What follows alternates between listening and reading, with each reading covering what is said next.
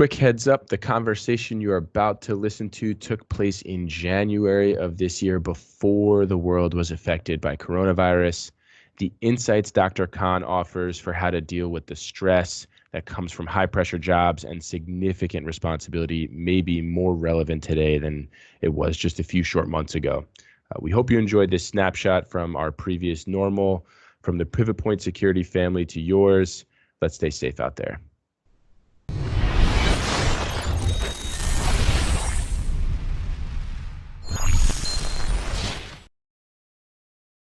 Hi there, and welcome to another episode of the Virtual CISO podcast. I'm your host, John Berry, and with me, as always, the Wally Pip to my Lou Gehrig, Jeremy Sporn. Yeah, now you know why. I told you to say. Now you know why I was laughing. That's a little smirk I had. Yeah. So now you don't have a pithy comeback. All right, you got me. Touche. John. John 1, Jeremy 0. It's probably a lot more than that, but we won't get into the scoreboard for now. So by this point, you've had a chance to listen to my interview with Dr. Joel Kahn. What'd you think? Yeah, I got to be honest. Of all the episodes we've recorded, this has got to be one of the most interesting ones. It's really, really wild. I mean, and it starts off great from just the resume of this guy, Dr. Joel Kahn, one of the world's leading cardiologists, published 5 books. 6th is on the way, featured on the Joe Rogan Experience, owns 2 restaurants, runs the Kahn Clinic. He has more certifications and extra names than Rocky Balboa and Rocky 4. But very interesting drink of choice. I mean, for anyone who listens to our podcast enough knows we ask everyone that question, and I was not expecting what he was going to pull out there. Really, really incredible guy. Yeah, he's super interesting, and you can tell that he's done this kind of stuff a lot, right? He's been on documentaries, he's been on TV shows, he's been on Rogan, so he's not uncomfortable in front of a microphone, and you can tell he's a polished individual. Yeah, and he's a very, very smart man, and I got to tell you, for a guy who's as smart and as well known as he is and as successful as he is. He's equally that nice. He's actually my doctor. I fly once a year out to Detroit, because I think he's the best cardiologist in the United States or the world, as far as I'm concerned. And I got to tell you, so I know him reasonably well. The person you saw on the screen is actually who he is in real life. He's a really good guy. Yeah, it does come through, and I would echo that. He clearly cares about his patients and keeping people healthy. You can almost say he cares about every heart in the world. In a weird. Yeah, there you go. Yeah. Yeah. Do I get a check for that one? No. There's a minus associated with that one. So here's the question. So did it work? So the idea behind this podcast, right, was the idea that there's an inordinate amount of stress right now in the information security space. And as we know, stress and inflammation caused by stress is the leading cause of disease, including heart disease. And the idea that for him being on the show was, the people that we're talking to and working with every day are under these stresses and making sure that they know. Did you think that worked? I mean, this is kind of an off-topic, subject, but I thought it was valuable, and I thought we did enough to kind of tie it into risk management and tie it into the sort of the holistic view of information security. Yeah, I did. Everyone else who's going to listen to it, if you make it past this far, you're. Or did I just hear people clicking on? Yeah. This is information security. I'm done. And the reason I say yes is because he broke things down very simply and things that you can do, not theories or vague notions. It's, hey, these are things that you can do to affect change in your life. If you're experiencing stress, if you are a CISO of a mid-sized organization and you know that the pressure is pouring on, these are things these are tests that you can go get done to see your risk exposure. Risk exposure yet again. Right. These are practical things you can do to make sure that you're not only living a healthy life, but that you continue to stay healthy moving forward. So yes is the answer to your question. Yeah, and what's a really interesting thing, so you know how we always talk about information security is understanding scope, understanding risk, and then understanding gap or where you have vulnerability. If you really think about his approach, right, scope is you come in, he gathers all this information. Risk is subject to, understanding those vulnerabilities that you have, right? Understanding whether or not you've got, problems with your cholesterol, problems with lipoprotein A, whether you've got APOE4 alleles which are in the wrong direction. So yeah, there is a parallel, and well, hopefully it's going to work for the show. Any last thoughts? Yeah, for anyone who didn't understand any of the acronyms that John just rattled off, they will explain what those are in the show, and we'll have lots of referenceable notes in the show notes. So don't feel like you need to be Googling things every single second of their conversation. Okay, because I think most people right now are thinking about not continuing on. He did make a recommendation for a very unusual wine, and I happen to know that somebody bought a couple bottles. Oh, I did, and I partook. And it was awesome. So for no other reason, listen to get to the wine selection. All right. With no other further ados, let's get to the show. Thanks, Jeremy.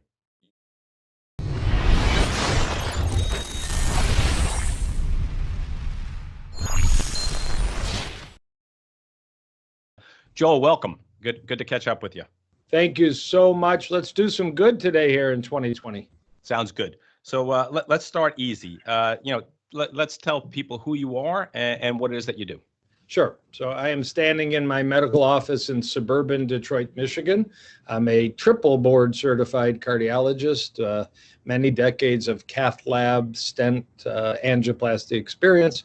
But I'm a reformed now aggressive preventive cardiologist, believing with one of my trademarks phrases, prevent, not stent, very popular with the hospitals, as you might imagine. Deep dives into trying to understand why people develop the number one killer of men and women in the United States and the Western world, which is clogged arteries to the heart.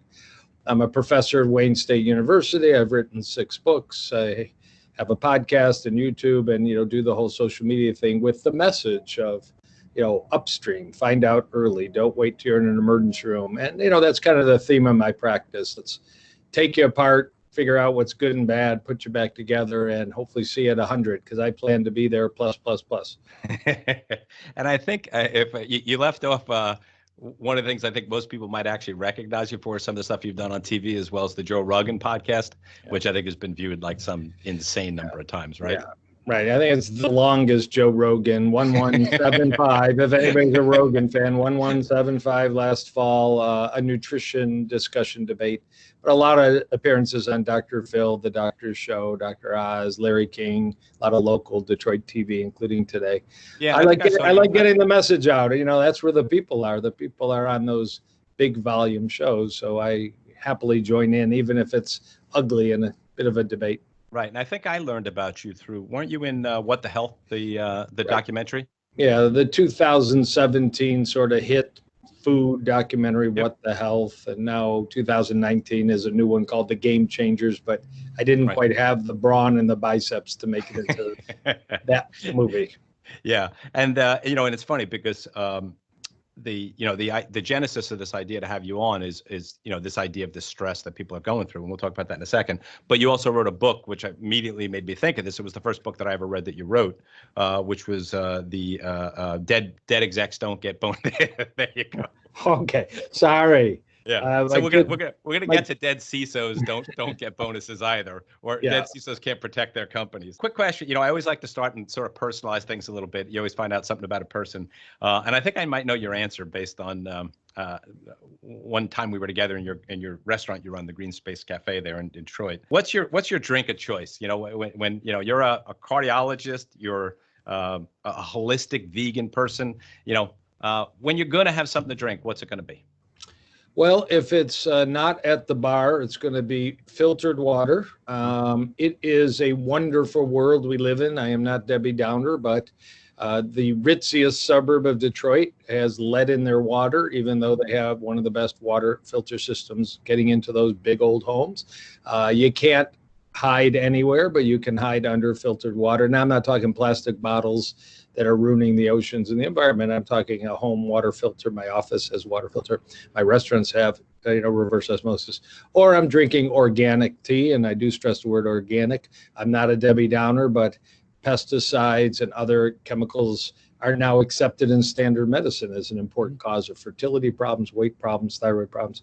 And if it's not organic tea, cold or hot, and filtered water, I am drinking European red wine. Again, I hide from California. I don't trust the way that grapes are grown. And there may be people out there that own a vineyard and are offended by that. So if Italian, do you go Well, Chianti Classico? That's going to be where I'm going to go. The Montepulciano? Which way do you go? Yeah, well, I'm going to teach you something right now. My current interest is Puglia, a region of Italy on the Adriatic Sea near the Boot. And there is a movement there and throughout Europe called raw wines or natural wines. They're very unfiltered. They're very rustic. There's no pesticides, herbicides. They're often biodynamic and organic. And I am in love with Valentina Passel Acqua. She doesn't know it, but I have found a wine shop in New York that ships me her raw, unfiltered wines, about $25 a bottle. It's not cheap. It's not outrageous. And I'm telling you, you're a better person at the end of a liter than you were when you started. Well, it's so funny you mentioned that, because I was in Italy for the first time last year, and I found the same thing, that you could enjoy red wine at a level that if you overindulge here in the U.S., you wake up the next day not feeling so good. And I didn't have the same experience there. So I do believe that there is something different there. I think to be honest with you, all of their food, their fruits and vegetables are outstanding. Yeah. There's a difference in the laws about the use of, Roundup and Roundup especially, yeah. GMO alterations. It's not perfect, but it is ahead of the United States protection of its citizens in the food arena. Cool. So like I said, so there was a Forbes article that I forwarded to you, right after we had chatted about this, that talked about the insane levels of stress in our particular field, right? Yeah. You're a cardiologist, but in our field, information security, a tremendous amount of stress that these executives are under. So stress isn't good for you, right? So tell me what happens when people are under a lot of stress from both a health perspective as well as from a heart perspective. Yeah, it's that fine line between stress and enjoying the pressure of performance. I mean, some people like deadlines, like piling their plate high, actually enjoy the process, breathe their way through it. And others are slamming their coffee cup and pounding the table and grabbing for donuts. And it's, I guess, it's pretty hard. My job involves pressure, deadlines, important decisions. Yours certainly does, and your colleagues. So it is partly mindset. I mean, gratitude, this is early 2020. Gratitude is probably one of the more powerful emotions to have, because we do have jobs and we have homes. And yes, there's always problems. I have them too. I own restaurants. There's always problems. But gratitude for, at least being in the game does help to de-stress. But, the adverse effects of stress can raise your cortisol hormones, raise your blood sugar, can affect your cholesterol and raise it, can certainly affect your blood pressure. Ultimately, day after day, can impact the health of your arteries, and therefore the health of your heart, the health of your brain. We're talking to a lot of men, your healthy sexual response. I always want to throw that in. That's part of the stress damage that occurs. And, we can't retire and close shop. We have to learn some strategies to recognize when we're stressed, to deal, with it in a healthy manner. And, the worst part of stress is slamming down the Frappuccino, grabbing the donut, the bagel loaded with, cream cheese this thick that really doesn't qualify as much of a healthy calorie intake. But on the other hand, if you will surround yourself with some healthy habits, the fun of the pursuit is great. I think we're in the most exciting times in the world, in your industry, my industry. I believe in abundance and not scarcity. So I think it's a great time to be alive. Just need some tools. Quick, so just a real quick question, and a question I've never asked you prior.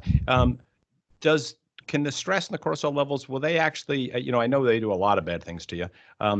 Will they specifically cause arteries to become more clogged? Like I've heard some people talk about the potential of shear forces caused by high blood pressure. That's one of the theories. Would you find that, would you think that stress would lead to greater likelihood of coronary artery calcification? Yeah, there's no doubt about it. Some people will know the terms type A behavior, type B behavior. That's kind of 1950s, 1960s research by a gentleman named Meyer Friedman. There's other ways, to slice it. But it was the the psychological profile of a stressed person with some adverse habits and the increased risk of developing clogged arteries. And you're right. And heart disease develops slowly over years and decades, although it can show up like a viper biting you in a matter of seconds, even though it proceeded for years silently. But absolutely, that 10 millimeter mercury rise in blood pressure day after day, week after week, that 20-point rise in cholesterol day after day, week after week that stress may bring on. Just that slight increase in blood sugar from cortisol and stress, let alone eating poorly. It's that chronic injury to the lining of your arteries, what we call your endothelium. And yes, ultimately, you may be at risk for thickening and plaque and calcification. And then one day you raise your voice at your spouse and, the big one, Elizabeth. Yeah. Yeah, I recognize that. My wife told me to say that. My wife said, be sure to tell them that to you. Yeah, I'm going to tell you that I must have seen that in reruns because I couldn't possibly be old enough to have watched it when it was on TV. Okay. So what are some of the key strategies for people to be thinking about, in terms of ways for reducing this impact of stress? Because, to some extent, like you said, in order to have a fun, exciting job, you're going to have some level of stress. Yeah. So what can we do to mitigate some of the impact? Well, so what I would certainly want and make sure we get in this conversation is before we have strategies, you've been in the industry now, whether you've been in 5 years, 15 years, 25 years.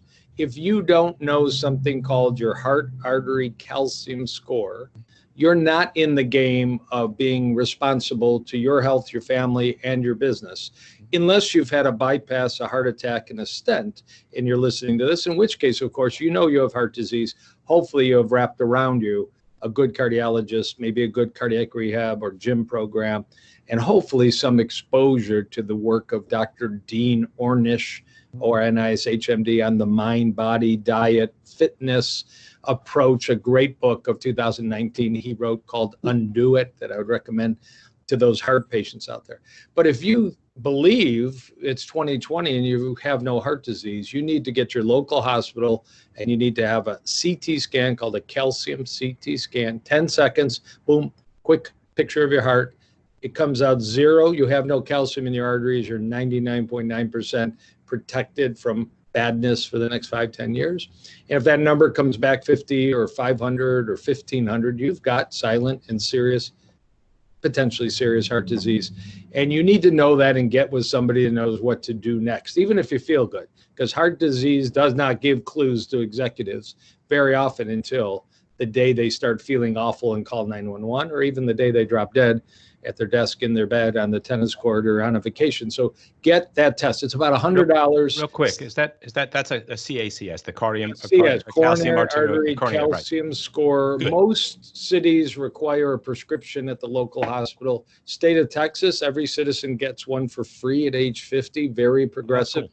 There's a great documentary on Netflix called The Widowmaker Movie that indicates why Texans get an opportunity to get a free scan. Again, I'm not truly being promotional. It's a very inexpensive book. That's what this lays out, why you have to have one to be fiscally responsible to yourself, your family, and your business. So beyond that, you need some strategies. You need to have some mindfulness about when you're getting red-faced, when you're getting ticked off, when you're kind of feeling that rage and type A behavior. Breath work is the best of choices. And the smartphone is one of the problems in our lives. It's always going off and messaging. I got a new smartwatch. Every time I'm getting, a LinkedIn and I am very big on social media. As active as you are on Twitter. My watch is going off every 5 seconds. But I think it's kind of cute right now, and it's a little Chinese watch that has some interesting AI capability. But, you need to have something to monitor internally, and then there's apps. That's what I'm saying. But the answer is sometimes apps. There's apps called Calm. There's apps called Headspace. There's a new one I got called Breath Pacer. These are not my apps. That you could take a few minutes when you feel the pressure cooker rising. You could just sit at your desk and literally breathe. Another simple one. People can look this up. Dr. Andrew Weil, the big white bearded physician out of University of Arizona, teaches something that I teach my patients: 4-7-8 breathing. Yep. You've got a board meeting you're going to walk into. You breathe in through your nose for 4 seconds slowly. You hold it for 7. You breathe out your mouth for 8. Do it 4 times. Takes about 75 seconds. It actually helps rebalance that stress system called the sympathetic, the calm system called the parasympathetic. It could be Thanksgiving dinner. It could be, a business interaction and all. It does help you gain a little sense of calm. And it's like one of the simplest things before maybe you pick up the phone and have a challenging phone call with a customer or a business member of yours. So breath work is probably the easiest. Fitness helps. A workout every day clearly helps manage stress. And I'm at a standing desk as we're speaking. I stand. As am I. I don't know if you can tell. Yeah, about half the day. It helps to get up and down, walk up and down the hall, up and down stairs. Literally fitness can come. We call them fitness snacks, little 90-second little movements help. And good nutrition helps. I mean, you're not helping yourself if the stress is being managed with candies and soda and calorie empty bagels and worse, fried food. So when you put good nutrition in, it just prepares your body and does help protect your arteries. So, and I say finally, it would be a big admission not to talk about, give Ariana Huffington a shout out. Trying to get 7 square hours of sleep at night. We talk about 3 square meals, 7 square hours, which takes discipline. I mean, you can't go to bed at 1 a.m. and wake up at 6 and get 7 hours. Nobody has an app that does that. You got to be in bed by 11 to wake up at 6 to get 7 hours. And I have rituals of herbs and melatonin and CBD hemp and eye masks and white noise and lavender essential oil. If there's a need, I can activate. A cold shower helps before bed. It's something I've learned to do this year. The whole new thing with brown fat, right? You're on top of it. Yeah, it's 10 seconds. The Hermetic response. Yeah, it's awesome stuff. I mean, it really is. John, really you're there. Yeah, I do 10 seconds hot shower, 20 seconds cold, 10 seconds. I do that 10 times, ending on cold. Right. And there is some belief it actually does provoke a response. It's rather healing and helpful to your body. Yeah, Wim Hof has done some crazy stuff. Oh wow, you're up. Good man. Cool. So those are some great strategies. So the next thing I want to talk about is being proactive. So you already talked about CACs. Let's talk about other forms of testing. And for the record, I've been to see Dr. Kahn, and I live in New Jersey. I've been out to see Dr. Kahn twice in his Detroit office. That's how strongly I feel about him being what I think is the world's leading holistic cardiologist. And we've done some interesting work together. So CACs is one of those things. Let's talk a little bit about some of the other things. LP(a) is a big thing right now. APOE, 9P21. What are some other things so if somebody's listening to this and they're saying I should be concerned, what are some of the things you would recommend in terms of some of the testing that you would do with people? Well, you just rattled off in a very sophisticated way that, frankly, 98% of physicians couldn't rattle off, unfortunately, is that most people are getting the same blood work that patients got in the 1960s. Mm-hmm. And they're not bad blood work. You need to know your liver, your kidney, your routine cholesterol, your fasting blood sugar. But that's about the end of the list for most people seeing their family doc, even if they're going to an executive health center. I'll say Cleveland Clinic, Mayo Clinic, and other places that you might get referred to or choose to go to. Yet lab testing has moved ahead by light years, just like the ability to use that CAC CT scan, which frankly has been around for more than 20 years, but it cuts through the chase. Where do you stand? Are you old inside or are you young inside? Hopefully young. So I'm just going to show up an example. This is not a company I own. This is Quest Labs, the largest lab provider in the United States, who purchased a specialty lab called Cleveland Heart, full of all kinds of wonderful labs that in my experience are covered by people's insurance largely, if not, nearly completely. But we all know the health insurance system is a rather sordid black box. You're never quite sure. So, you want to not only know the basics, you want to know some measurements of inflammation, something called high sensitivity C-reactive protein, although there's actually 7 tests of inflammation here and I get them all. You want to know perhaps some of these silent risks, and you mentioned the big one. 1 out of every 4 people, and there's a lot of people listening to this, 1 out of every 4 inherited a cholesterol called lipoprotein(a), really awkward, lipoprotein small case a. That 1 out of every 4, it can destroy a heart valve and it can destroy the arteries to your heart and your neck. Even though your doctor says, hey, good news, your cholesterol is 162, things look good. your lipoprotein(a) still could be 3 times the upper limit of normal. It's about a $30 blood test. In Europe, just recently, they've added it to the routine protocol as a recommendation. Still not well known. My 6th book is coming out in a couple months called The Lipoprotein(a) Solution, America's Silent Heart Killer, because it needs to be brought up, although we don't know for sure the proper treatment. There are some genetic tests you mentioned. If you have a strong family history of heart disease, why did dad have a heart attack at 48? I'm telling you, I can figure it out for you now. I mean, it's blood work. And it will show if dad wasn't a 3-pack a day smoker and a poor lifestyle, we can find out the genetics that you may have inherited and you may want to know for your children. So yes, get better than average blood work, get the CT scan. And the last thing I'd say, other than the basics, it's not reasonable nowadays not to have a home blood pressure unit. You have a scale, you have a thermometer. The number one medical disease that kills people in the United States and the world is actually hypertension, which leads to coronary artery disease and heart attacks. You need to know your blood pressure at home.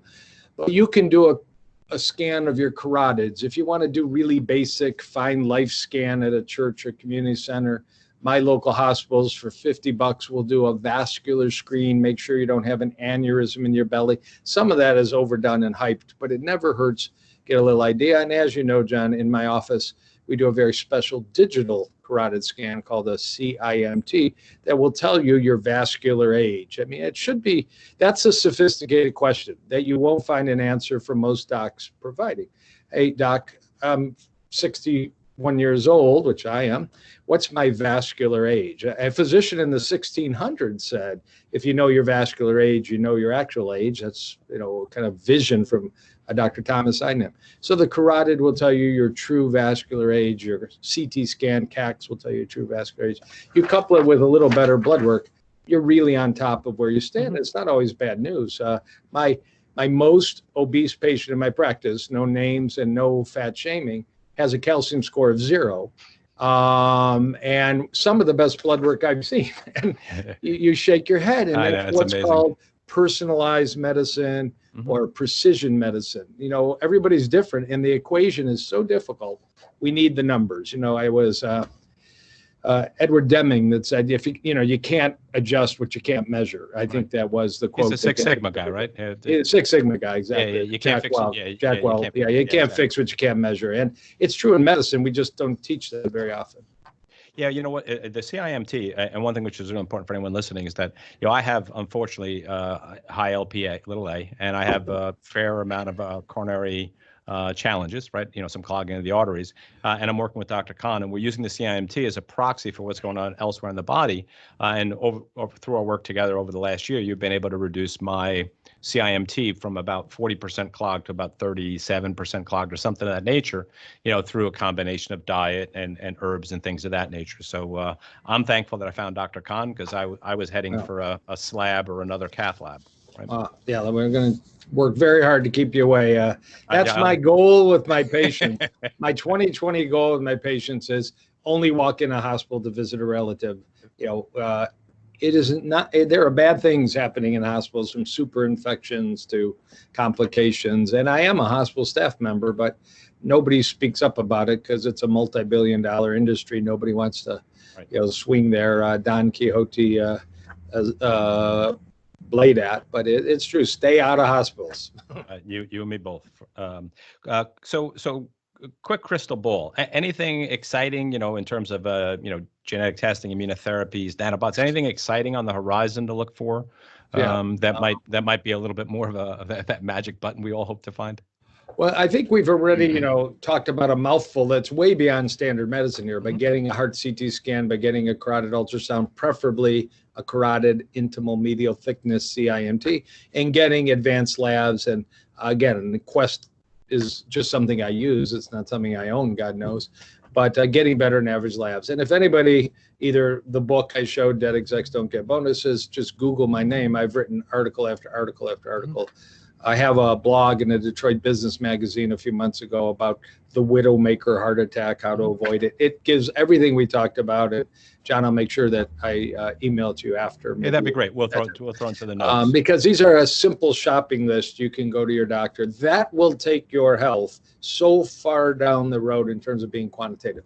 But then, I am very engaged in looking at the future. And is it going to be things that spill out of the mouth, gene therapy, stem cells, something called CRISPR-9. We can cut out your lipoprotein A gene and put in a non-lipoprotein A inherited gene.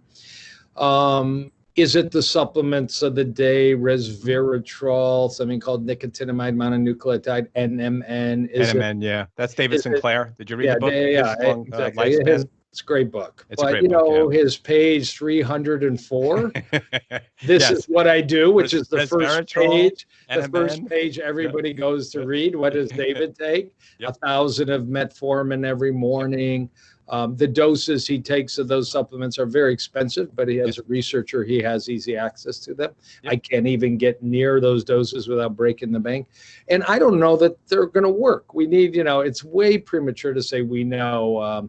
You want to get crazy rapamycin. So I'm very optimistic. I think the next decade is going to be transformative in terms of, artificial intelligence, ability to measure.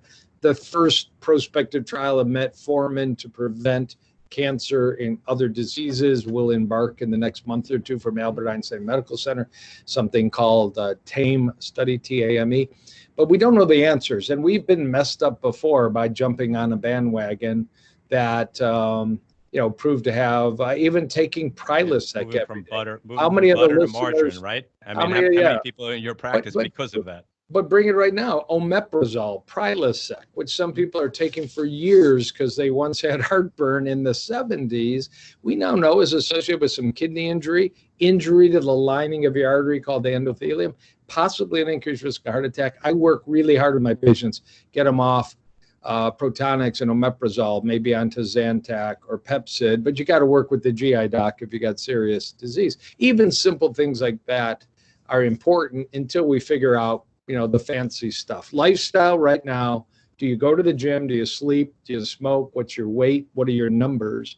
Is still the king of health and longevity and will never be replaced, but we'll add things on to good lifestyle. You run the Kahn Center for, I forget what you call it, Kahn Center for Cardiology or lifespan. I can't remember what you call it. There, cardiac longevity. I knew it was something. I had the heart and the lifespan. I didn't have them together. Anything else that that you haven't brought up? I mean, obviously all the testing that we're talking about doing, all the blood work, that stuff, that's standard practice. Yeah. I know you start moving towards some other interesting stuff. The Gaines wave stuff. Both I was going to bring that up. Not so much. And erectile dysfunction. How do you know that you might have clogged heart arteries, but you've never been in an emergency room, you've never flunked a stress test, you've never had that awful feeling we call angina chest pressure? And you mentioned it. It's well known for 20 years in the scientific literature that 40% of men at age 40 start to develop erectile dysfunction, 50% of men at age 50, and so on. And I can tell you from asking every male patient I've seen for years, that is about the truth. It can predict 3 to 4 years before a heart attack that there's a vascular problem, a circulatory problem. There are other causes, testosterone, situational, diabetes, but clogged blood vessels to the pelvis can be showing up as a problem 3-4 years before clogged blood vessels to the heart or the brain. In the county of Olmsted, which is where Mayo Clinic is, they reported that the risk of heart attack in a man with erectile dysfunction is 50 times higher than men that don't have erectile dysfunction. That's higher than most other studies, but it's pretty solid data from the Mayo Center. So don't ignore that. If you are having erectile dysfunction, go get that CT scan, go get those advanced labs, maybe get a carotid. There is a therapy that's transformative using shock waves like are used for kidney stones, but a much lower intensity for erectile dysfunction, and I think the only cardiologist in the country using it, but I chose to do it because there's more than 50 peer-reviewed scientific studies, and my patients were frustrated that at the point pills weren't working anymore. And before you take Viagra, Cialis, and Levitra type pills, they're all generic now, you should know where your heart status is. Not that they're unsafe drugs, but get that CT scan, get the labs, just be sure you're not missing the boat on all that. That's exciting to me. Yeah, it's a huge improvement for quality of life. And quick question for you. So if it can clear, if it can, whatever it's generating new blood vessels, or whether or not it's clearing old blood vessels, will that have the same effect on other, like, I mean, theoretically, can we see this maybe as an advance for peripheral artery disease or even coronary artery disease at some point in the future? Very, very interesting question. So I have actually treated patients already with peripheral arterial disease with the Shane shockwave device. And I'm doing that because there is literature from Europe that it can be effective, and small number, but very safe procedure. It's basically almost an ultrasound type procedure, and there's no X-rays involved, there's no needles. In Europe, that device shaking the chest, shock waves to the chest, is approved for people who've had a previous heart attack and damage as a regenerative, restorative, stem cell releasing stimulus to the heart muscle. So it's unheard of in the United States, but perhaps 25 research studies from Europe that preceded the use for sexual medicine are very provocative to me. And if I can get the right resources, I'd love to have it available for patients. It should be at major medical centers.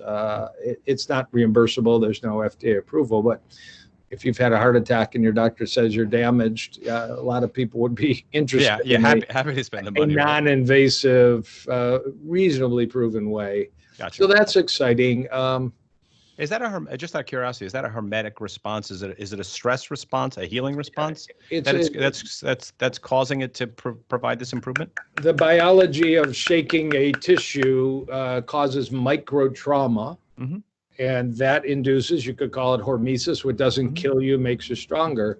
That the healing phase generates new blood vessels, nerve growth, stem cells, nitric oxide, kind of the big four win we'd hope for. But we can do it mechanically. That's just insanely interesting.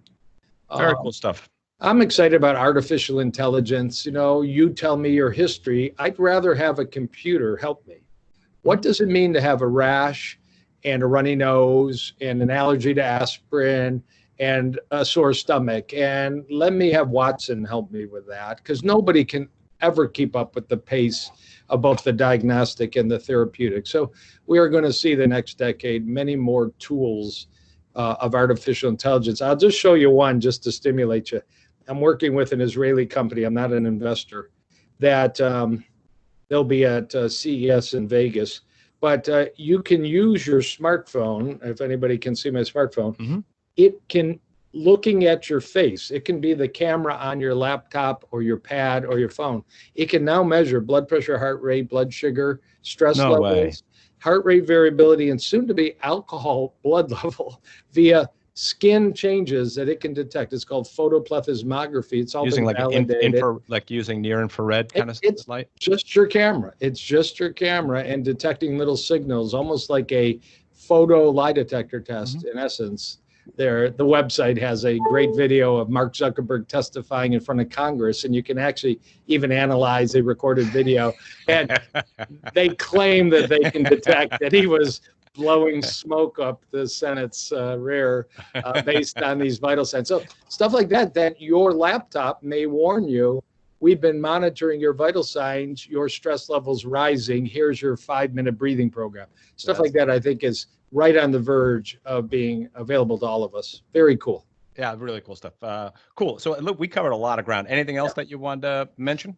No, I think that's really test, not guess. That's my little. Well, you know, there's one thing you didn't say, which I'm really surprised by, especially knowing you the way I do. do. Plant-based. Go, there you go. Thank you. That was your last book, right? The whole food heart solution or something. That was a great book. You're forcing me to. But all Plant-based solution is now out in paperback. It's a few bucks, but it puts together the overwhelming science. You want a plant-forward diet. I'm not going to beat on you, but some breakfast, some lunch, and some dinners should be without animal products, dairy, eggs, and meats. You should learn how to order in a restaurant and create at home some variety. And you should at least up the amount of whole produce that you're eating, unquestionably, for your cancer risk, your diabetes risk, your brain health, and certainly your heart health and your sexual health, to be honest. And don't fear whole fruit. Grab an apple, grab a pear, grab even bananas, certainly berries of every kind.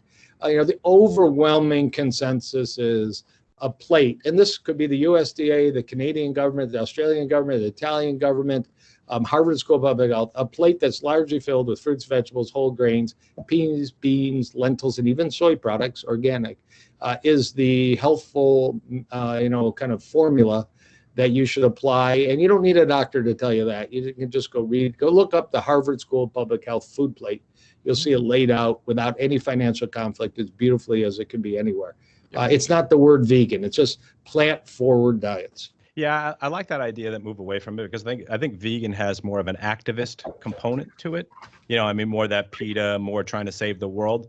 And Right. I think if we use the term whole food, plant-based, or non-processed food, things of that nature, I think, because I think most of the people that are out there following that type of a diet, and I do as well, are not these zealots that are trying to convert people, right? We're just trying to stay healthy.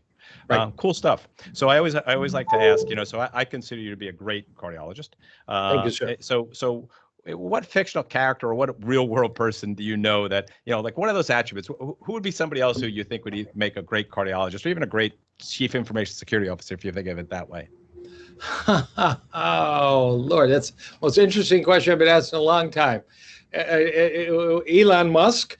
I think he'd be pretty good at anything, right? I think he'd be pretty good at anything, out of the box and creative and innovative. I don't know that he should be smoking blunts on national TV shows like he did with Joe Rogan, but it's legal in California, so he didn't break any laws. He just broke some corporate laws. The SEC might disagree. Yeah, with his SEC apparently wasn't so happy with him.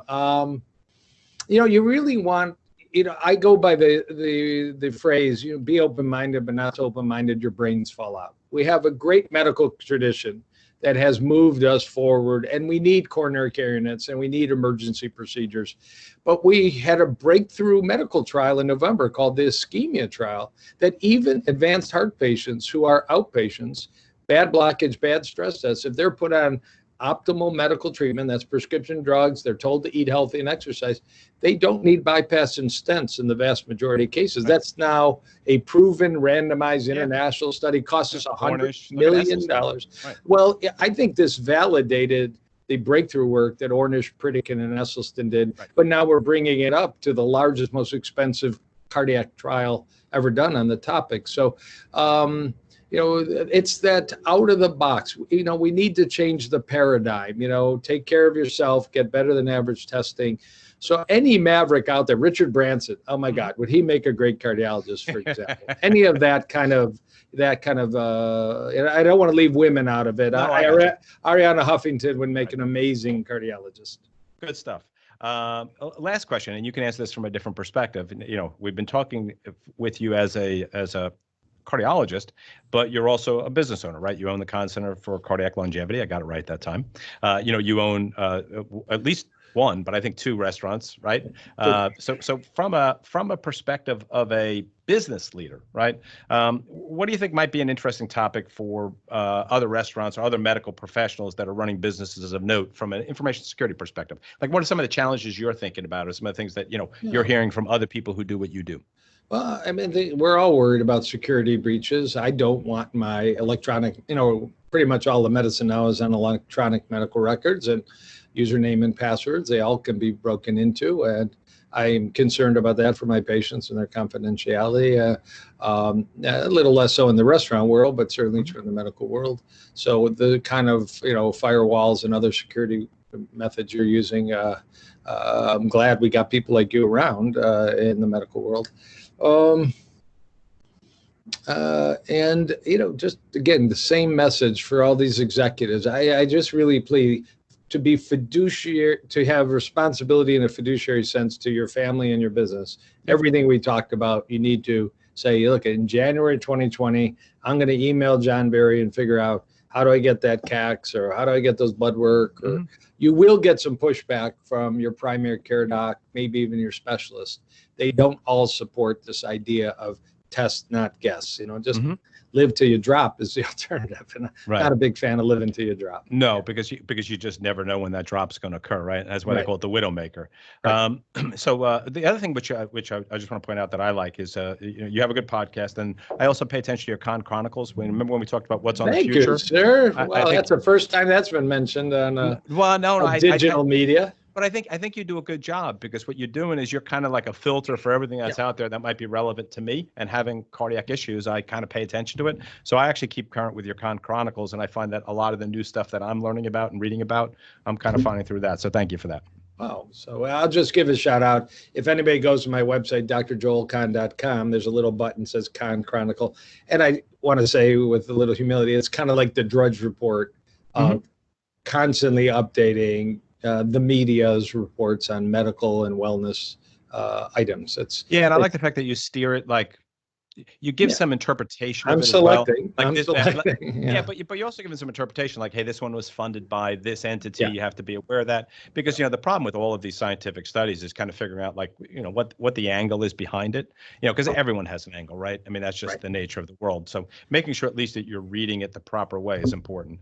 So if somebody wanted to get in touch with you, in terms of wanting to work with the Kahn Center for Cardiac Longevity, Twitter handle, email, what's the best way for them to get in touch with you? Twitter's DRJKAHN, Dr. J Kahn. So is the same on Instagram, and website, Dr. Joel Kahn, JOELKAHN. There's a link to the restaurants, link to the clinic, link to the Kahn Chronicle. It's a functional website, and you can reach me very easily. My patients text me, email me. I mean, I'm available always. Cool. Dr. Kahn, awesome to catch up with you. Thank you very much for being so open-minded. You credit the open-mindedness of those other people, being open-minded to come on a podcast about information security. But I think this is going to be value to our folks. So thank you. Thank you. Have a great day. I'll talk to you soon.